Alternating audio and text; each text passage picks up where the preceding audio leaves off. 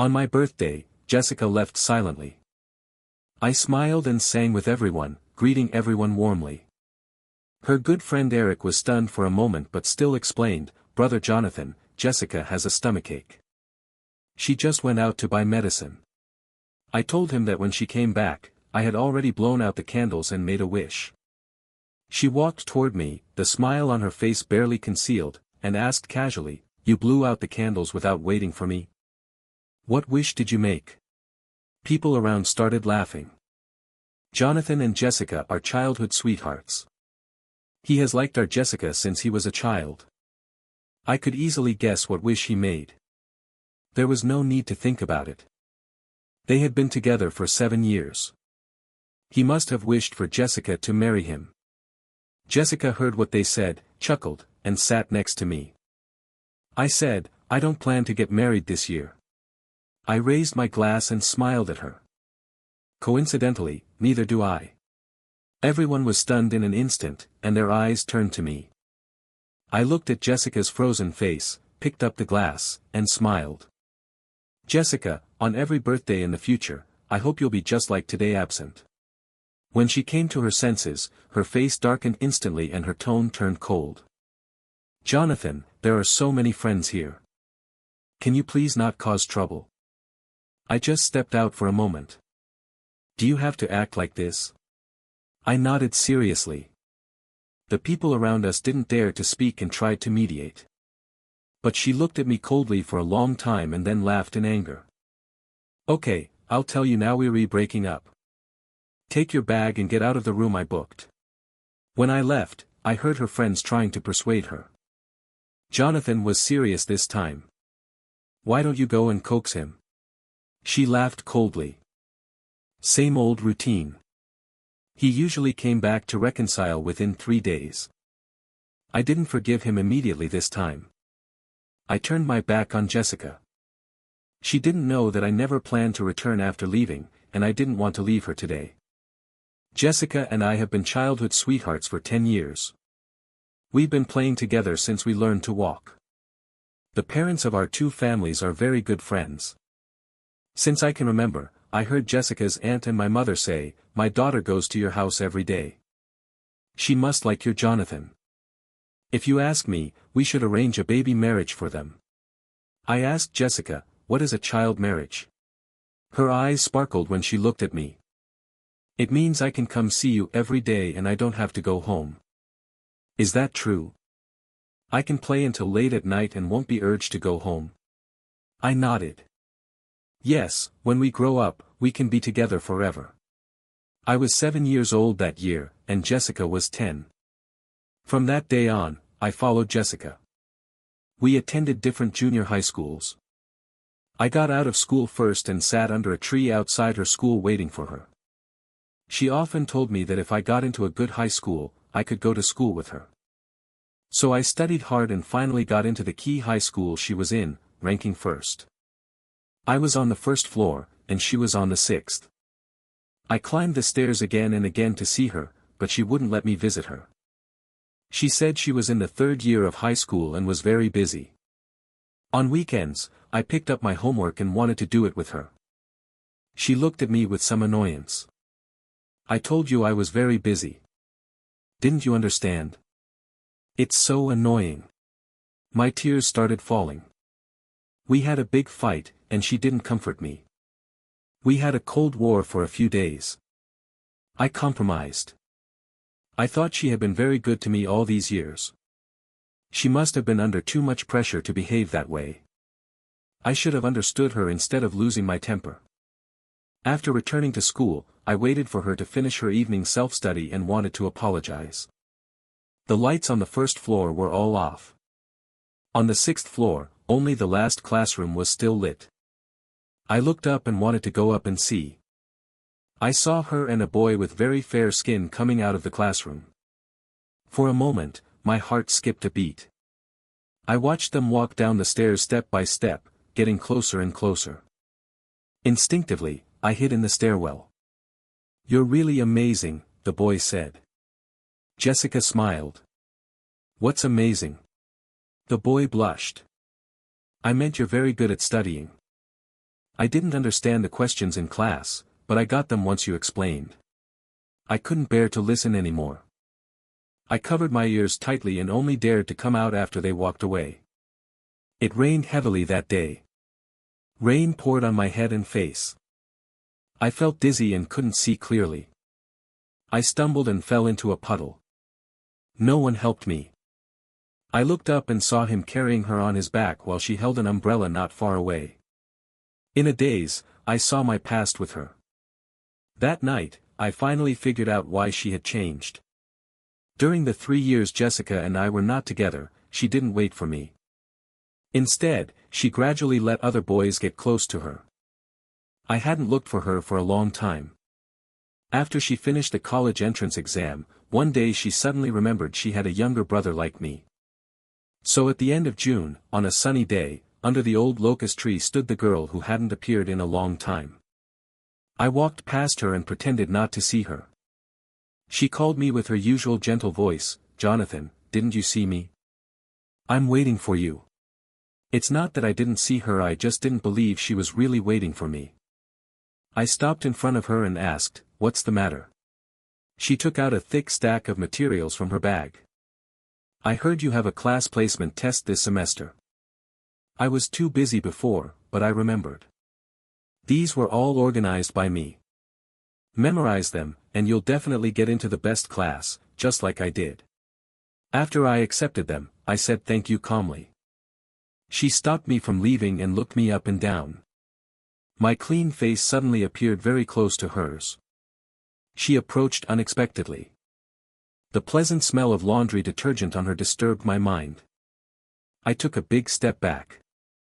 She smiled helplessly and wasn't angry. "We haven't contacted each other for a long time and have become unfamiliar. Are you angry with me? You didn't reach out for so long." I was too nervous and irritable before the college entrance exam. "I'm sorry, Jonathan. I hurt your feelings." The tension I'd held inside finally collapsed in that moment. When we parted, she asked me if I could let her tutor me that week. I lowered my head and softly said, After she left, I met a boy at the door of my house, a boy with very white skin and a slender figure. The street lights cast his shadow very long, like the shadow I saw a few months ago. He looked at me calmly. "She didn't come to see you off. We were close and didn't need to see her off." He smiled even more brightly. "Jessica is really strange.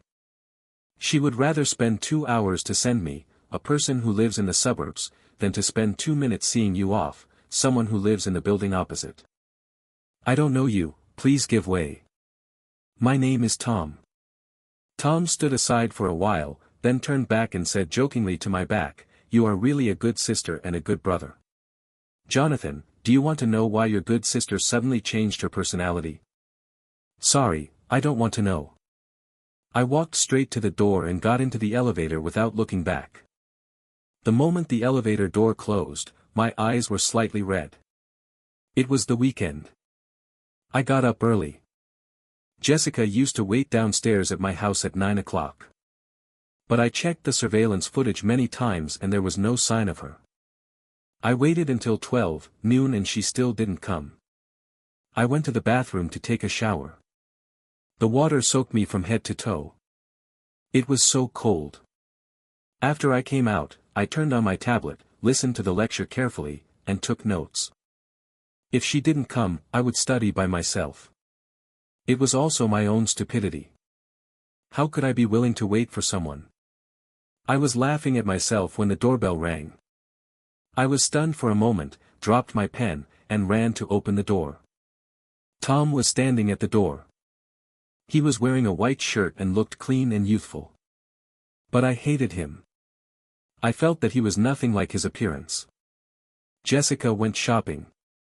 I came to find you first." I closed the door immediately. He blocked the door quickly and raised his eyebrows. "Sister, you need to learn more about hospitality." I said coldly, "I'm sorry, I don't welcome uninvited guests like you." The elevator was coming up floor by floor. When the elevator stopped at my floor, Tom went crazy.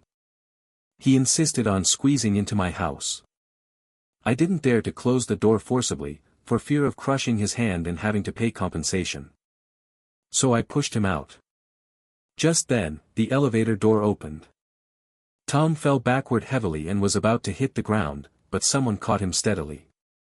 "It's not what you think. Jessica, don't blame your brother." I was stunned for a moment, slowly looked up, and met her eyes, cold as ice. She was still the same as before, liking to wear a white top and carrying a black bag across her body, cold and clean. She looked at me coldly. "You've gone too far." In a trance, I remembered how she protected me like this all those years, but now she was standing opposite me. "Jonathan, say sorry to Acheng." She had never called me by my full name. I suddenly felt very wronged. Why should I apologize? He insisted on breaking into my house, so I pushed him. "So you admit that it was you who pushed him?" She didn't listen to my explanation. That sentence crushed me instantly. I had no energy left to explain. I leaned against the door. Tom leaned against Jessica, lightly shaking her arm. "Jessica, please don't blame her, okay? You and I have been too close recently. It's normal for him to be a little angry. It's also my fault for not explaining to him. He thought I had taken away your sister's love, so he treated me like this." The more considerate he was, the more unreasonable I seemed. Jessica repeated the word sister and paused. She said that we were never truly siblings. I looked into her eyes and asked, "What are we, then?" She avoided my gaze, frowning slightly. "Tom spoke at the right time, it's my fault. You've known each other for over 10 years. How can I, who have only known you for a few months, compare with you in chatting? I'd better avoid it for now." Jessica grabbed his hand and said, "Don't go, Tom." There was pleading in her eyes. Tom stopped. When she looked back at me again, Jessica's eyes were strange and unfamiliar. "I'll say it again, apologize to Tom." "I won't." Jessica's face turned uglier and uglier. She came forward and pulled me. I struggled hard and fell down hard. The floor was so cold it went all the way to the bottom of my heart. Jessica was stunned for a moment and wanted to help me.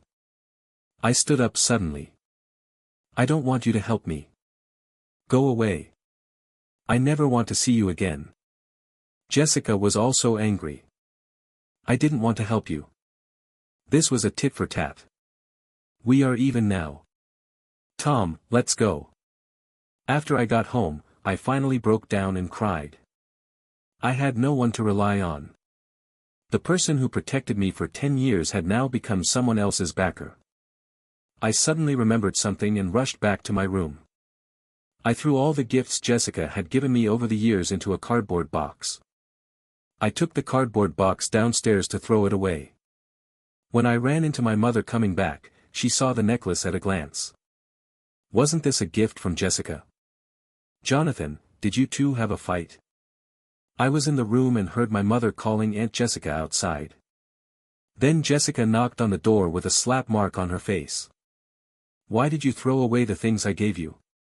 "Since these things were given to me, naturally I can do whatever I want with them." She pointed to her face and said unhappily, "Thanks to you." I rolled up my sleeves without hesitation, revealing a large bruise. "Thanks to you too." She was stunned for a moment before she realized that I was the one who pushed her. As she spoke, guilt flashed in her eyes. She reached out to touch me. I took a step back. "It didn't hurt. I don't want you to be hypocritical." Her hand hovered in the air in silence for a long time. Her eyes suddenly welled up with tears. No matter how I pushed her away, she stubbornly took my hand and went downstairs. She bought some medicine and applied it to me little by little. I finally didn't resist her touch, but I sat stiffly and stayed silent. "You were raised by me since you were a child. I never allowed anyone to hurt you." She lowered her head and I couldn't see her expression clearly. But her voice trembled slightly. "But now it's me who hurts you." I pinched the palm of my other hand to stop myself from crying. "Jonathan, I promise you that there won't be a next time. I will never hurt you for others again. We talked a lot that day and opened our hearts. She said, "Do you remember the jokes your parents often made when you were a child?" I suddenly thought of the child marriage joke and blushed instantly. She took out the tall necklace and put it on my neck again. "Jonathan, you've grown up, and I can fulfill my promise. I'm 18 years old. When can you grow up?" The last line of defense in my heart was completely broken. I finally let go of all my guard against her. Just like when I was a child, I shouted aggrievedly like a whimper. She stretched out her index finger and gently placed it on my lips. For an instant, the wind was whispering and the trees were swaying. The breeze carried her voice and fell into my ears. She said, "I've said that you and I have never been siblings." When I was 18, I was finally admitted to the university where Jessica was studying and became her direct junior. On the first day of school, she took me to various club gatherings. She said, "The person I've been waiting for 3 years is here." Someone punched her jokingly. "Such a pretty boy, you're so lucky. You have to learn from Jessica. Her junior is still in school, but she took action early. The rest of us can only be single." She looked at me sideways and smiled slightly. "Don't talk nonsense. Jonathan hasn't agreed yet." Amid the clamor, I felt a little dizzy.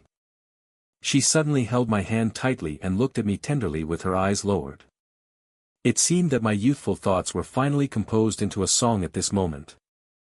From that day on, I was Jessica's boyfriend, the person she had always held in her heart. On Chinese Valentine's Day that year, under the candlelight of midsummer, in front of the floor-to-ceiling glass window, the blurred shadows slowly overlapped, and a sudden strong wind blew outside. She and I were floating in the sky with petals all over the flower beds. The ground was covered with red flowers that night. She kissed my face and told me she would cherish me and marry me when I graduated. But in the semester when I was about to graduate, she suddenly became a different person. She was impatient, perfunctory, and insincere. At first, we quarreled, but she didn't coax me like she used to. After many sleepless nights, I still went to find her and got back together. She acted as if nothing had happened and was just like before with me, as if nothing had changed. She just wasn't well for a while, but seemed to change again. She suddenly learned to smoke and drink. We were busy with our own things in different places during the day and slept in the same bed, on the same pillow at night. She made me faint and wake up again and again, but in the middle of the night, I always saw her standing on the balcony, looking in a direction I didn't recognize. The cigarette on her fingertips flickered on and off, and the river outside the window was not yet bright. She wasn't asleep, and neither was I. She had something on her mind, and so did I. But my concern was about her. What was her concern? On February 15, 2025, I returned to our home as usual, but she was not there. I guessed that she must have gone out drinking again and hadn't told me. Although I was angry, I still prepared a sobering drink for her. I glanced at the time. It was 1:30 in the morning. When she came back, she always had a big bowl of noodles. I went to cook noodles for her again. It was 2 o'clock, and she still hadn't come back. The first call I made was unreachable. I called the second and third times, but they were also unreachable. I checked her online status on Douyin and found that it was from a day ago. I sent messages on all platforms, but there was no reply. I sat on the sofa. The heat on the noodles dissipated little by little. When the first ray of light came through the window, my eyes hurt badly. I finally accepted the reality. She had just left like that. There was no explanation or reason. She had been missing for 7 days. I was revising my thesis while contacting Aunt Jessica. No one knew where she was. On the day I was about to move out, she suddenly came back. I dropped my suitcase and walked up to her. "Why did you leave?" She didn't say anything. The faith that had been supporting me collapsed in an instant. I could no longer control my emotions. "Where did you go? Why did you leave without a word?" Do you know how tormented I've been these past few days? No matter how I questioned her, she remained silent. Say something, Jessica. Say something. I'm sorry. I slapped her hand away and took a step back in disbelief. You came back with just one word, sorry. I haven't eaten or slept well these days. You didn't even give me an explanation, just sorry. She sighed softly, her eyes swept over me and looked out the window. The loneliness in her eyes was the same as in the past. The only difference was that there was still a struggle this time. I scolded her and left with my suitcase. She still didn't come to find me. A sudden breakup is more painful than death.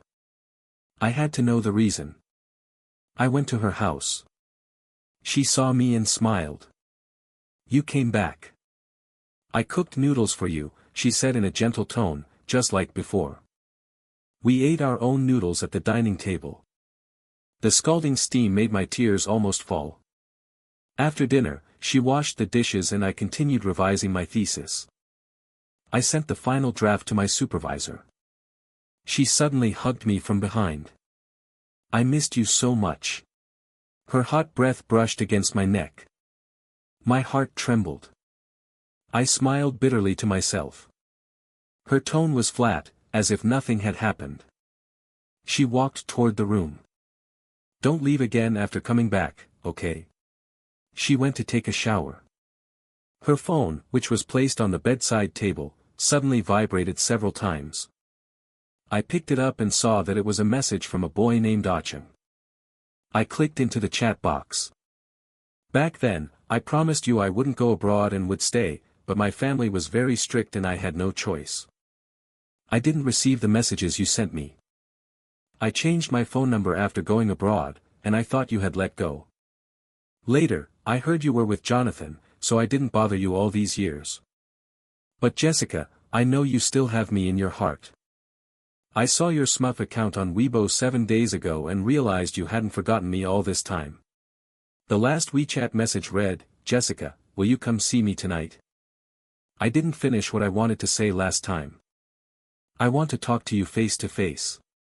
In an instant, I felt like I was falling into an ice cellar. When Jessica came out, she glanced at me, walked over, and touched my forehead. Why is your face so pale? Are you sick? Are you feeling unwell? I shook my head. She handed me a bath towel and touched my hand. She was slightly surprised. Your hand is so cold. Are you really okay? I'll always be here, she said. It's really nothing. Okay then, go take a shower. Call me anytime if you feel unwell. I said okay and went in with my phone. The sound of water from the shower was gurgling. I picked up my phone to search for that nickname. My fingertips were cold. The date was adjusted to the most recent one. It started from the day she finished the college entrance exam. The first post said that he was going abroad. I was very angry. We had clearly agreed to go to the same university. I knew she didn't like Jonathan, so I went to find him to make peace. I also asked him to apply to the same university as me. But then I regretted it. I found that I didn't really want to be in the same school as him. I just wanted to see her reaction and whether she would stay for me. My heart ached so much I couldn't breathe. I remembered that day she had just finished a college entrance exam and came to give me review materials. I wondered how she could suddenly change her personality. It turned out she was using me to provoke Tom. All these years Weibo posts, every word tells of my longing for Tom, and I was her substitute. It turned out that she was not blind to my youthful thoughts, nor did she fail to understand the poems I gave her. Tom is not me, but Tom. I smiled and tears streamed down my face. The date was moved to the day I went to college. Jonathan likes me, I have always known that. That day I was with him, he was very happy, but I was not. But I still introduced him to everyone around me, because I knew that our mutual friends were also there. If he told you the news, would you still be angry with me? I just want to know if your emotions will still be moved by me. Over the years, you haven't replied to any of the messages I sent you, but I still like you, Tom. What should I do with you? I suddenly felt dizzy, and my breathing became rapid. I opened the partition door, my foot slipped, and I fell down. I supported myself on the floor and shouted, "Jessica." The door opened quickly. She was holding her mobile phone, and her face looked very anxious. "Jonathan, I was just about to tell you that there was something at work and I had to go out." She turned and left, but suddenly she reacted and came over to help me up. "Our bathroom is a little slippery. I fell there last time. There are medicines in the cabinet. You can wipe it yourself." I left first. I said goodbye to her, but she didn't hear it. The door slammed, separating her from me. I walked to the glass window. Her car had just come out of the garage. I watched her walk away from me little by little, and then said goodbye softly. I will never see Jessica again. After the finalization of the thesis, I devoted myself to the job hunting stage. Finally, 2 months later, I received an offer from Gangcheng. After the online signing was completed, I finally breathed a sigh of relief. My roommate told me that the defense would be in 7 days. "I have something to tell you, but I'm afraid it will affect your defense. In these years with Jessica, I have tasted the ups and downs of love. But when I was 21 years old, I realized that there has never been love between her and me. It has always been wishful thinking. Everything in the past is like a dream. Now I wake up from the dream, and the fate is over. It took me a long time to accept this reality. So there is nothing I cannot accept, and nothing can defeat me." The day I found her second Weibo account, I could still talk to her calmly, without quarreling or making a fuss. There is no greater sorrow than a dead heart. That's about it. Everything about Jessica can no longer affect me. Tell me, you haven't been in touch with your girlfriend during this period. I know you are busy with the thesis and work, but she seems to have someone else outside. It's as expected, it's okay. The roommate was stunned for a moment, and said angrily, "How can you tolerate this? Why do you still like such a bad girl? Wake up, please." I nodded heavily. I really woke up. The day before the defense was my birthday. Jessica came to see me after a long time. "I know you have been busy with the defense recently, so I didn't come to disturb you. But today is your birthday, I still want to accompany you." She took me back to the house where she lives. I accepted her gift with a smile. "Thank you, why don't you open it and take a look? You used to want to see what I gave you first." I put it in one of my cabinets, which was full of all the gifts she gave me over the years. She laughed and said, "Put it in your treasure cabinet again. Hey, it seems that all the gifts I gave you are in it. Jonathan's collection is really good." "Yes, I put them all in here. When we put them together and throw them away, they are thrown away cleanly. We had a fight in the KTV. This time I didn't cry or make a fuss. I just went back to the place where she and I lived, picked up the suitcase I had packed long ago, and threw away the small box that I had always regarded as a treasure. I got on the plane to Gangcheng without any worries. The first day Jonathan went to Gangcheng, Jessica returned home and found it in the trash can at the door of her house. Seeing a familiar small box, she was stunned for a moment, and when she got closer, she saw that the stickers on the box were in the same position as those on Jonathan's box. She looked up and saw that the lights on the 6th floor were not turned off. Jonathan should be upstairs. He was so old, but he was still throwing things like a child when they had a quarrel. She was very angry and didn't plan to coax him.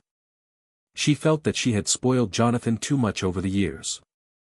Even though he had been more well-behaved recently, he still embarrassed her on his birthday today. Thinking of this, Jessica simply didn't want to go home. She took out her mobile phone and sent a message to Tom. When she left, she still went back to take the box away, and then got on a taxi to find Tom. This was the person she had been waiting for 7 years. When the white moonlight appeared, everything was eclipsed. She and Tom had a very happy time. They went to work during the day and stayed together at night, from the sofa to the bed, or drank a little wine outside. Under the influence of alcohol, they were better at speaking their true feelings. But she was too drunk that day. When she was vomiting while holding the toilet, she unconsciously called out, "Jonathan." The sound of glass breaking came from the toilet door. She sobered up a little in an instant. She hugged Tom and coaxed him all night. Tom was not as easy to coax as Jonathan, but he was still not satisfied. Jessica had to take the bank card and take him to a luxury store to buy 2 bags. Only then did Tom smile. However, when he received the gift, he was not as happy as Jonathan was, like a child. He pursed his lips and said that he felt the quality of 4 encounters was better. Forget it, just make do with it. That day, she suddenly felt that the people around her were a little strange. His face could no longer overlap with the clean and gentle boy in her memory. From that day on, Jessica dared not drink too much. Life could have gone on like this, but she had a fever that night. Tom wanted to go out clubbing, and he would be angry if she didn't go. Jessica had to accompany him out. When they came back, Jessica felt uncomfortable. She said, "I don't feel well. I didn't eat much for dinner, and now I've drunk again. My stomach feels uncomfortable. Can you cook me a bowl of noodles?" Tom was editing the photo without even raising his head. "You were so energetic just now when you were clubbing. It's so easy to cook noodles. Can you cook it first? I'm posting on WeChat Moments." Jessica took out a thermometer in front of him to measure his body temperature. He patiently begged her to cook him a bowl of noodles. "Tom is unhappy. Please don't spoil my fun, okay? You don't look good in photos. I'm already very unhappy. I'm editing a picture, and you still have to interrupt me. Damn, is it more important for you to post on WeChat Moments or for me?" Jessica lost her temper at him for the first time. Tom smashed his phone at that time. "Jessica, who did you talk to about your mother? You should understand that it was you who begged me to come back. My girlfriend abroad takes me to the upper-class society every day. My quality of life has dropped a lot with you. I didn't lose my temper. Why do you lose your temper?" Jessica's head was dizzy and painful. She endured the discomfort, gritted her teeth, and finally gave in. "Okay, then you post on WeChat Moments first. What else do you want to post on WeChat Moments? You've made me lose all my mood." Jessica suddenly thought of Jonathan. After that drunken time, she kept telling herself not to think about this person, but she had to admit that their relationship had lasted too long. His shadow was everywhere in her life. However, at those times, she thought of him passively, but this time, she took the initiative to think about him. She thought that if Jonathan was there, she wouldn't have to say anything. Jonathan would be able to tell that she was not feeling well. He was a very considerate person and would take good care of her. She remembered one time, she worked overtime for a week and fell ill. Jonathan cried out of heartache at that time. Thinking of this, she suddenly remembered what Jonathan had been saying all the time, that the highest level of liking someone is heartache. From that day on, she and Tom had a gap, and the two ignored each other. One night, she went to the community where she and Jonathan lived, and when she stood downstairs, she suddenly felt comfortable. She didn't dare to go up or get close.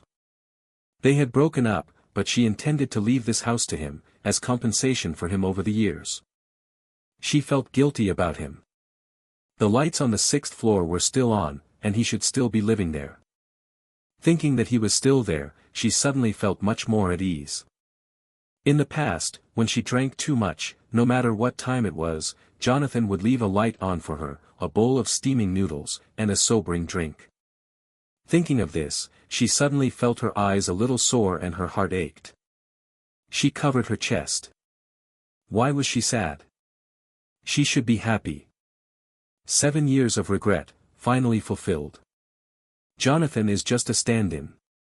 But, why is she sad? Why does she sleep restlessly in the dead of night, always waking up in the middle of the night, looking at the people around her? She has a kind of satisfaction from regaining what she has lost, but also an inexplicable melancholy. She didn't think about where the melancholy came from before. Now, she doesn't dare to think about why she is sad. But the reason is already obvious. Jessica suddenly staggered, ran out of the community, and got into a taxi. She wanted to get back to Tom as soon as possible. When she opened the door, Tom was sitting on the sofa with a sullen face, and there was a box next to him. He asked, "Why don't you throw away Jonathan's things?" She came over and said, "I bought them all with my own money. It would be a pity to throw them away. Did you take them here on purpose to disgust me, or do you still have feelings for him?" The words, "still having feelings," exploded in her mind like a thunderbolt. The truth that she had never dared to expose was presented to her so unexpectedly. She hung her head. "Tom, let's live a good life. Don't ask any more." Tom looked at her like this and became more certain of his guess. In a fit of rage, he threw the box heavily to the ground. The small box broke into two pieces, and the things inside were scattered all over the floor. Jessica's heart suddenly ached. She squatted down to pick them up. Tom was stunned. He watched her pick up the jewelry and postcards bit by bit and put them in her arms. He suddenly panicked. He shouted, "Jessica, you are not allowed to pick them up." Jessica did not respond to him. She always obeyed him, but this time, she did not listen to him for Jonathan. Tom was furious. He snatched a necklace from her hand and tore it off with force. "You are not allowed to pick it up. Did you hear me? You are over. Your relationship has been broken cleanly. You are not allowed to think about him or pick up his things." Jessica was unusually calm. She was not angry but just looked at him indifferently for a long time. Tom was frightened by her look and gave in for the first time. "Okay, Jessica, let's stop making trouble. I'm sleepy. Let's go to bed." He got up and walked towards the room. Jessica's voice came from behind him. It was very soft, but it hit him like a heavy blow. "Tom, let's break up. The person I like is Jonathan. I had been a slave in Gangcheng for 2 months. I was lying on the bed and talking to my brother on the phone. The salary in Gangcheng is really high. I got paid this month. Come over to play with me. I will cover the food, accommodation, and transportation." Bahwang's cheerful voice came from the other end of the phone. "I want to go together. I just got off the plane. Give me a location. I'll be there soon." I jumped up from the bed. "You are so fast. I will book a restaurant right away." After leaving the 30 square meter small house, I hummed a little tune and walked to the restaurant. We arrived in a short while. As soon as he saw me, he kept praising me. Something about the feng shui of Gangcheng nourishing people. My face is getting more and more radiant. I chuckled and thought it was wealth that nourished people. "You quit your job in Haicheng and stay with me in Gangcheng." "I can't leave. My parents are there." He took a sip of red wine and suddenly thought of something. "But there is someone in our company who wants to switch to your company. Her name is Diana." The name is so familiar. I immediately took out my mobile phone, opened my high school graduation photo, pointed to the tall boy in the last row, and asked, "Is it her?" Bahwang took a look and his eyes widened instantly. "She is the most handsome woman in our company." "Damn, you are amazing.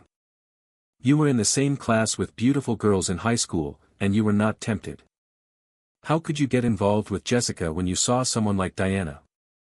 "Jessica is a dramatic girl, but if Diana was also in our university, she would definitely be a school beauty. I touched the tip of my nose, and it seems that she does look very beautiful now. At that time, I only had Jessica in my eyes and didn't pay any attention to other women." "Do you two know each other?" "Nonsense, how could I not know this person who is my colleague? I even have her WeChat." I blinked, and my good brother pushed her to me. I was the one who picked Diana up when she arrived in Gangcheng. I also took the initiative to help with the handover procedures of the company. I also took the initiative to mention high school to her, trying to get closer to her. This girl is aloof and cold. She ignored me several times until I mentioned that we were high school classmates. She looked at me carefully. It was you and me. What a weird sentence. I couldn't help but ask what was wrong with me. A faint smile finally appeared on her icy face. You used to be very quiet and always kept to yourself, but now you are so enthusiastic that I almost didn't recognize you. I laughed dryly twice. You have to be enthusiastic to be a beast of burden. But I am indeed quite changeable. There are other sides of me that you haven't seen. Do you want to see them? By the way, I'm single. Her eyes darkened. What do you think? I'll tell you after 2 drinks at the bar in the evening. She arrived as promised. After 3 rounds of drinks, I felt my face getting a little hot and I started to speak without thinking. You were very cold to me before, and I thought you wouldn't come tonight. Why are you willing to come suddenly? She looked at the cup in her hand, her knuckles reflected in the amber wine. Because you are single, I am single too. I lost in the game of truth or dare, and she asked me, if it wasn't for Jessica, I think I would like Diana. I kept losing when guessing the dice. She asked me a lot of questions. In the end, I couldn't remember what I said. I only vaguely remembered that she pulled my tie and wanted to go to the hotel with me. I put my arms around her neck. When I woke up the next day, there were several unfamiliar calls on my phone. They kept calling from 2 in the middle of the night until the morning. Who called me so many times? I haven't offended anyone since I came to Hong Kong City, have I? Today is my day off, so there's no need to call me so many times, right? Diana kissed my forehead and came to me with breakfast. I took a look and found that the number was from Haicheng. Is it your friend? Haicheng, I sobered up instantly. Only then did I take a closer look at the number. The buried memories were awakened again. It was a bolt from the blue. Isn't this Jessica? Why did she contact me? Where did she get my new card number? I blocked her directly. It's okay. Maybe she is from Myanmar. But I dare not answer. I am afraid of being exposed. Diana and I are together all day long. Our relationship is heating up rapidly. The plum rain season in Hong Kong City comes quickly and fiercely. The rain curtain turns the convenience store sign into a blurred ball of light. On Friday, I got off work and walked out of the company while sending a voice message. Hey, your darling is off work. Did you miss me? Yes, a cold and familiar voice came from behind me. I was startled. I turned around and was caught off guard by the smell of tobacco. I don't know when Jessica appeared behind me, holding an umbrella. I saw Xing Hongming looking the same as before. Your new number is really hard to find, but your workplace is easy to find out. She couldn't wait to go up to the house where they lived. The lights on the 6th floor were still on, as if Jonathan was waiting for her to go home. She couldn't wait to go up with her suitcase in her arms, but when she knocked on the door, she couldn't bring herself to do it. After holding it in for a long time, she said at the door, "Is it so hard to bow to me? Stop it and open the door. I'm here to take you home, back to our childhood home together." She wants to take him back to meet her family as a boyfriend, or even as a husband if he wants. The door never opened. Jessica thought it was because of her bad attitude. She stood there for a while, simulating in her mind 1,000 times how to apologize and how to make amends. In fact, she had a lot of things to say to her. For example, she had to apologize to herself first. Loving without knowing it would hurt her heart. Another example was that she actually loved her very much. Her lights were still on for her. If she had a better attitude now, she would probably forgive her soon. She said a lot of words from the bottom of her heart at the door, but the door still didn't open. The door of the house opposite was opened. "Little girl, no one lives in your house. Stop shouting. It's so noisy at night." Jessica was stunned. She was stunned for a long time before she trembled and reached for her key. In the past, when Jonathan was here, he would tell her not to open the door by herself. He said that he wanted Jessica to know the feeling of having someone waiting for her at home, so whenever she came back, Jonathan would open the door for her. But now she opened the door and turned the house upside down. There was no sign of Jonathan, and there was even dust on the table. It was obvious that no one had lived there for a long time. The woman who had always been calm and self-controlled was completely panicked at this moment. She desperately asked for news about Jonathan and everything about him.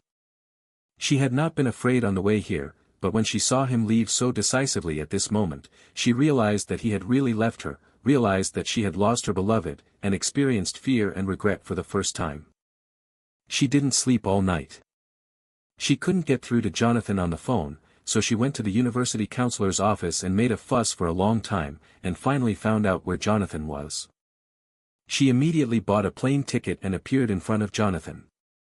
When she crushed the cigarette butt, I noticed that she was wearing our couple ring on the ring finger of her left hand, the silver plain ring that she once complained about as childish. At this moment, it is glowing coldly in the rainy night. My ring was thrown away in the box a long time ago. I ignored her and turned to leave, but she grabbed my wrist. Her hot palm was against the place where my pulse was beating. "Won't you say a few words to me? At least let me know how you are doing." I said calmly, "We have broken up, there's no need to say this, let's say this." She rolled up her sleeves, revealing the indwelling needle. "I am sick, and it is not good to stand in the rain all the time. Let's go to the cafe to talk, okay? If you are sick, go to the doctor. Why are you looking for me?" Jessica was about to speak, but suddenly bent her waist and coughed violently. She used to be the most respectable person, but now her clothes are wrinkled like overnight vegetable leaves, and there are traces of medical tape on her collar. She looks haggard and embarrassed. She reached out to touch the broken hair on my temples. "You used to be most afraid of me getting sick, and you would feel sorry for me when I was sick. Don't you feel sorry for me now?" I turned my head and didn't look at her. "We have no relationship for a long time. It was you who said to break up, can you please stop slapping me in the face?" As I said that, I was about to leave with an umbrella, she grabbed my hand, but suddenly froze. Her eyes were fixed on the ring on my ring finger. Where did the ring come from? At the same time, a horn sounded from the roadside. Diana's Maybach slid silently to the curb. The window was lowered, revealing her cold gaze. She opened the door and walked toward me. The same moonstone ring as mine was embedded in the base of her ring finger. I saw it, and Jessica saw it too. Diana suddenly spoke, her voice wrapped in the humid mist of the port city. Miss Jessica's indwelling needle was bleeding. Jessica was shocked to realize that she had clenched her hands too tightly. Dark red bloodlines were winding through the transparent tube. The moment she let go, as if electrocuted, I glimpsed a corner of her inner belt exposed in her coat. The 3 words, gastric bleeding, were faintly visible on the diagnosis form. "Do you want to call an ambulance? Miss Jessica doesn't look well. I'm worried that something will happen to you." Diana took out her cell phone. I held her hand and shook my head. "Don't worry about her, let's go." As I turned around, Jessica's voice mixed with coughing chased me from behind. "Do you remember the day we first got together? You were very happy, and I was happy too. Jessica, stop acting. I saw your Smurf account on Weibo. We decided to break up from that day on." Jessica staggered back half a step. The ribs of her umbrella hit the lamppost with a crisp sound. Her eyes became desperate. I think she must have remembered what I said to her that year, that is, the day when Tom followed her to my house and we had a big fight. When she asked for peace, I said it very clearly, "If you hurt me because of Tom again, I will never look back." At this moment, she and I both understood that there was really no turning back. From the moment I knew her inexplicable disappearance was because of Tom, her impatience with me, her perfunctory and bad treatment of me, were also because of Tom. The person she followed on her Weibo for 7 years was always Tom. Our relationship was completely broken. Life is long, like a long night. If we keep looking back, how can we reach the bright place ahead?